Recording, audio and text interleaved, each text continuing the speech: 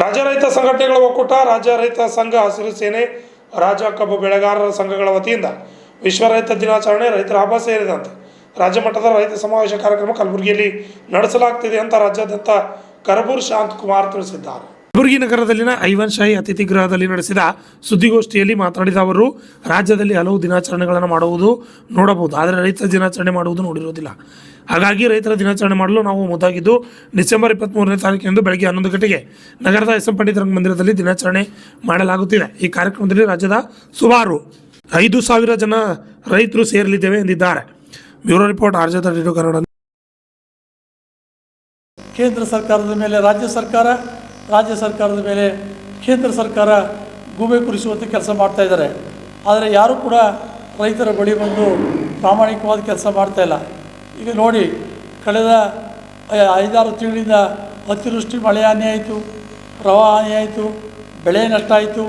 ಬೆಳೆ ನಷ್ಟ ಪರಿಹಾರವನ್ನು ನ್ಯಾಯಯುತವಾಗಿ ಕೊಡೋದಕ್ಕೆ ಯೋಚನೆ ಮಾಡಲಿಲ್ಲ. ಯಾಕೆಂದರೆ ಪಂಜಾಬ್ ರಾಜ್ಯದಲ್ಲಿ ವಿಶೇಷವಾಗಿ ಕೇಂದ್ರ ಸರ್ಕಾರ 2,000 ಕೋಟಿ ರೂಪಾಯಿ ಪ್ರಕೃತಿ ವಿಕೋಪ ನಿಧಿ ಅಂತೇಳಿ ಅವರಿಗೆ ಪರಿಹಾರವನ್ನು ಕೊಟ್ಟಿದ್ದಾರೆ, ಬಿಡುಗಡೆ ಮಾಡಿದ್ದಾರೆ ಕೇಂದ್ರ ಸರ್ಕಾರ. ಈ ಭಾಗದಲ್ಲಿ ಸುಮಾರು 15 ಲಕ್ಷ ಹೆಕ್ಟರ್ ಪ್ರದೇಶದಲ್ಲಿ ಬೆಳೆದಂಥ ಬೆಳೆ ನಾಶ ಆಗಿ ರೈತರು ಸಂಕಷ್ಟಕ್ಕೆ ಸಿಲುಕಿದ್ದಾರೆ. ಆದರೆ ಸರ್ಕಾರ ಮೊನ್ನೆ 1,000 ಕೋಟಿ ಬಿಡುಗಡೆ ಮಾಡಿದ್ದೀವಿ ಅಂತ ಹೇಳ್ತಾರೆ. ಸುಮಾರು 6,000 ರಿಂದ 7,000 ಕೋಟಿ ರೂಪಾಯಿ ರೈತರ ಬೆಳೆ ನುಕ್ಸಾನಾಗಿದೆ. ಇಂಥ ಸನ್ನಿವೇಶದಲ್ಲಿ ಸರ್ಕಾರ ಭಿಕ್ಷೆ ಕೊಡ್ತಕ್ಕಂಥ ಪರಿಹಾರವನ್ನು ನಾವು ತಗೊಳ್ಬಾರ್ದಾ, ಯಾಕೆ ಈ ಪರಿಹಾರ ಕೊಡ್ತಾ ಇದ್ದಾರೆ ಅನ್ನುವಂಥ ವಿಚಾರವನ್ನು ನಾವು ಮಾಡಬೇಕಾಗಿದೆ. ಮತ್ತು ಕಬ್ಬಿನ ದರವನ್ನು ಕೂಡ ನಿಗದಿ ಮಾಡುವಂಥ ಸಂದರ್ಭದಲ್ಲಿ ಸರ್ಕಾರ ಆದೇಶವನ್ನು ಹೊರಡಿಸ್ತದೆ, ಗೊಂದಲಮಯವಾದಂಥ ಆದೇಶವನ್ನು ಹೊರಡಿಸ್ತದೆ. FRP ಬೆಲೆಯನ್ನು ಕೇಂದ್ರ ಸರ್ಕಾರ ನಿಗದಿ ಮಾಡ್ತದೆ, ಅದರ ಇಳುವರಿ ಆಧಾರದ ಮೇಲೆ ಬೆಲೆಯನ್ನು ಕೊಡ್ತಾರೆ. ಆದರೆ ಇಲ್ಲಿ ಈ ಗುಲ್ಬರ್ಗ ಜಿಲ್ಲೆಯಲ್ಲಿ ಆರಂಭದಲ್ಲಿ 3,160 ರೂಪಾಯಿ ಅಂತ ಬೆಲೆಯನ್ನು ಘೋಷಣೆ ಮಾಡಿ ನಂತರ 4-5 ದಿವಸದಲ್ಲೇ ನಾವು ಕೊಡಲಿಕ್ಕಾಗಲ್ಲ ಅಂತ ಹೇಳ್ತಾರೆ ಕಾರ್ಖಾನೆಯವರು. ಆದರೆ ಸರ್ಕಾರ ಜಿಲ್ಲಾಡಳಿತಕ್ಕೆ ಈ ಒಂದು ಕಾರ್ಖಾನೆ ಮೇಲೆ ಕಠಿಣ ಕ್ರಮ ಕೈಗೊಳ್ಳುವಂಥ ಅಧಿಕಾರ ಇಲ್ವಾ ಅಂತಕ್ಕಂಥ ನಮ್ಮ ಪ್ರಶ್ನೆ. ಆ ಹಿನ್ನೆಲೆಯಲ್ಲಿ ಈ ರೀತಿ ಸಾವಿರಾರು ಸಮಸ್ಯೆಗಳಿದೆ. ಅದರಲ್ಲಿ ಪ್ರಮುಖವಾದಂಥ ಸಮಸ್ಯೆಗಳನ್ನು ನಿಮ್ಮ ಮುಂದೆ ಕರಪತ್ರದ ಮೂಲಕ ನಿಮಗೆ ಕೊಡ್ತಾಯಿದ್ದೀವಿ. ಆ ವಿಚಾರ ಇಟ್ಕೊಂಡು ರಾಜ್ಯ ಮಟ್ಟದ ಸಮಾವೇಶದಲ್ಲಿ ಚರ್ಚೆಯನ್ನು ಮಾಡಿ ನಿರ್ಣಯ ಮಾಡಿ ಸರ್ಕಾರಕ್ಕೆ ಕಳಿಸುವಂಥ ಕೆಲಸವನ್ನು ಮಾಡ್ತೇವೆ. ಈಗಾಗಲೇ ಕೆಲವರನ್ನು ಈ ಒಂದು ಸಮಾವೇಶಕ್ಕೆ ಕೇಂದ್ರ ಮತ್ತು ರಾಜ್ಯ ಸರ್ಕಾರದ ಪ್ರತಿನಿಧಿಗಳಿಗೆ ಆಹ್ವಾನ ಕೊಟ್ಟಿದ್ದೇವೆ. ಅವರು ಕೂಡ ಇನ್ನೂ ಕಂಪ್ಲೀಟಾಗಿ ನಮಗೆ ಬರ್ತೀವಿ ಇಲ್ವಾ ಅಂತ ಹೇಳಿ ಮಾಡಿಲ್ಲ. ಅದರಿಂದ ಯಾರು ಬರ್ತಾ ಇರ್ತಕ್ಕಂಥ ವಿಚಾರವನ್ನು ಮುಂದಿನ ದಿನಗಳಲ್ಲಿ ನಾವು ನಿಮಗೆ ತಿಳಿಸಿ ವಿಜೃಂಭಣೆಯಿಂದ ರಾಜ್ಯ ಮಟ್ಟದ ರೈತ ಸಮಾವೇಶ ಮಾಡ್ತಾಯಿದ್ದೇವೆ. ರಾಜ್ಯದ ವಿವಿಧ ಜಿಲ್ಲೆಗಳಿಂದ 5,000ಕ್ಕೂ ಹೆಚ್ಚು ಜನ ರೈತರು ಕಲಬುರಗಿಗೆ ಬರ್ತಾಯಿದ್ದಾರೆ.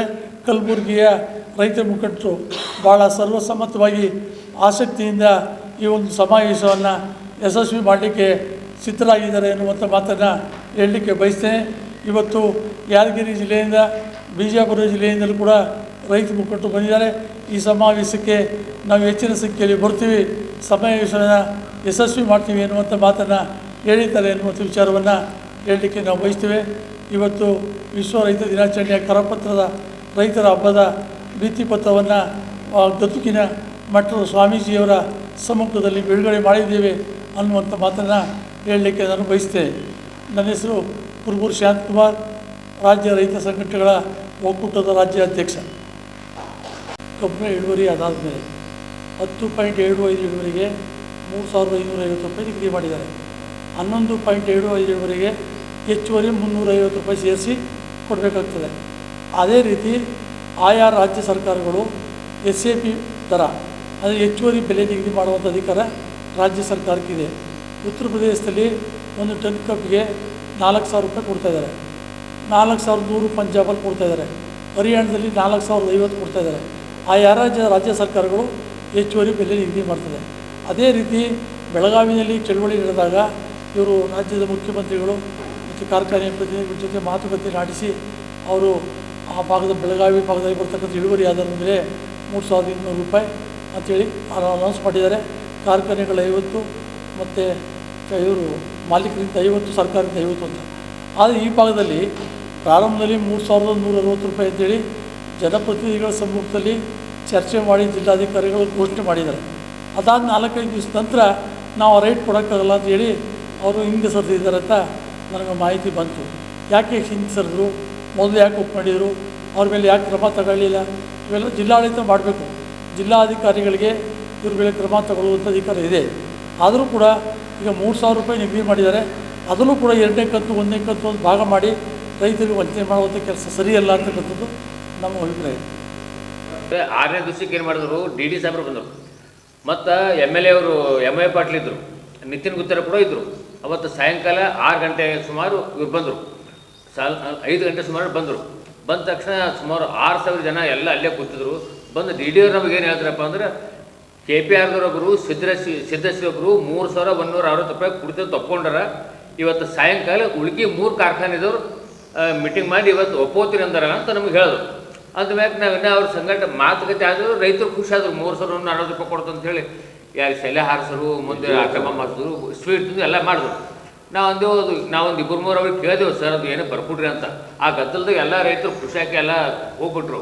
ಹೋಗ್ಬಿಟ್ಮ್ಯಾಗ ಮತ್ತು ಜಿಲ್ಲಾಧಿಕಾರಿ ಮೀಟಿಂಗ್ ಕರೆದಾಗ ಈ ಎಲ್ಲ ಕಾರ್ಖಾನೆದವರು ಇವ್ರು ಹೇಳಿದ್ದನ್ನು ಮತ್ತೆ ಇಲ್ಲಲ್ಲತ್ತಾರ ಅವ್ರ ಕಾರ್ಖಾನೆದವರು. ಇದು ಆ್ಯಕ್ಚುಲಿ ಏನು ನಮ್ದು ಏನು ತಪ್ಪಪ್ಪ ಅಂದ್ರೆ, ಒಂದು ಡಿ ಡಿ ಕೈಯಿಂದ ಬರ್ಸ್ಬೇಕಾಗಿತ್ತು, ಒಂದು ಅವ್ರ ಫ್ಯಾಕ್ಟ್ರಿಯಿಂದ ಅವ್ರು ಬರ್ಸ್ಬೇಕಾಗಿತ್ತು, ಇವ್ರ ಕೈಲಿ ನಾವು ಬರ್ಸ್ಬೇಕಾಗಿತ್ತು. ಇದೆಲ್ಲ ಇದೆಲ್ಲ ಇದ್ಮೇಲೆ ನಾವು ಡಿ ಡಿ ಅಂದ್ರೆ ಸರ್ಕಾರ ಅಲ್ರಿ, ನಾವು ಒಪ್ಕೊಂಡ್ರಿ ಅದಕ್ಕೆ. ಮತ್ತು ಮುಂದೆ ಇಲ್ರಿ ಅವ್ರು ಒಪ್ಕೊಂಬಲ್ಲಾರ ಹಂಗೆ ಹೆಂಗೆ ಅಂತ ಮತ್ತೆ ಜಿಲ್ಲಾಧಿಕಾರಿ ಅದು ಆಗಿದ್ಬೇಕು. ಈಗ ಆಯ್ತ್ರೆ 3,000 ಕೊಡ್ತೀನಿ ಅಂತ ಒಪ್ಕೊಂಡ್ರ 29 ಅಂದರು, 29,500 ಅಂದರು, ಆಮೇಲೆ 50 ರೂಪಾಯಿ ಸರ್ಕಾರ ಅಂದರು. ಈಟೆಲ್ಲ ಆಗಿದ್ಮೇಲೆ ಸಿದ್ಧಶ್ರೀ ಕಾರ್ಕೊಂಡು ಏನು ಮಾಡ್ರೆ, ಫಸ್ಟ್ ಪೇಮೆಂಟ್ 2,550 ರೂಪಾಯಿ ಹಾಕ್ತಾರೆ. ಅವರು KPRದವ್ರು ಕೇಳ್ತಾರೆ, ಸರ್ ಮತ್ತು ನಿಮ್ಮ ಚಿಂಚೋಳಿದವ್ರಿ 2,550 ಹಾಕ್ರೆ, ಮತ್ತು ನಾವು ಓಟೆ ಹಾಕ್ತೀವಿ. ಮತ್ತು ಜಿಲ್ಲಾಕ್ಕಾಗಿ ಈಟೆಲ್ಲ ಹೋರಾಟ ಮಾಡಿ 6 ದಿನ ಉಪವಾಸ ಸತ್ಯಾಗ್ರಹ ಮಾಡಿ ಈಟೆಲ್ಲ ಮಾಡಿ ಅರ್ಥ ಏನ್ರಿ? ಶುರು ನಾವು ಬೆಂಗಳೂರಿಗೆ ಹೋದಾಗ 3,500 ರೂಪಾಯಿ ನಾವು ಕೇಳಿದ್ದೆವು, 3,300 ರೂಪಾಯಿ ಕೊಡ್ತೀನಿ ಅಂದರು. ಆಯಿತು, ಖುಷಿಯಾಗಿ ಮನೆಗೆ ಇಲ್ಲಿಗೆ ಬಂದೆವು ಗುಲ್ಬರ್ಗಕ್ಕೆ. ಬಂದ ಮ್ಯಾಗ ಮತ್ತೊಂದು ಸರ್ಕ್ಯುಲರ್ ಬಂತು, ಇಲ್ಲ 3,160 ರೂಪಾಯಿ ನಿಮ್ಮ ಎವರೇಜ್ ಮ್ಯಾಗ ಕೊಡ್ದು ಅಂತ ಹೇಳಿದ್ರು. ಅದು ಆಯಿತು, ಮುಂದೆ ಅದನ್ನು ಕೊಡ್ತೀನಿ ಅಂದರು. ಅದು ಬಿಟ್ಟರು ಮುಂದೆ ಕಾರ್ಖಾನೆಯವ್ರು ನಾವು ಮೀಟಿಂಗ್ ಮಾಡ್ಕೇಸಿ ಇಲ್ಲ 3,000 ಕೊಡ್ತಾರೆ, 29, 50 ಅದಕ್ಕೂ ಒಪ್ಕೊಂಡು ಅದು ಆಗಿ ಕೊಡ್ಬೇಕಾದ್ರೆ 2,500 ರೂಪಾಯಿ. ಇವ್ರು ನಾಚಿಗೆನೇ ಬರ್ತದಿಲ್ಲ ರೀ ಸರ್, ಅರ್ಥನೇ ಆಗಲ್ಲ. ಮತ್ತೇನು ಬರೀ ಹೋರಾಟ ಮಾಡೋದು ಏನು ರೈತರು ಕಾದು ಕಳ್ಸೋದು ಏನು ಕೆಲಸನೇ ಇಲ್ಲ ರೈತರು.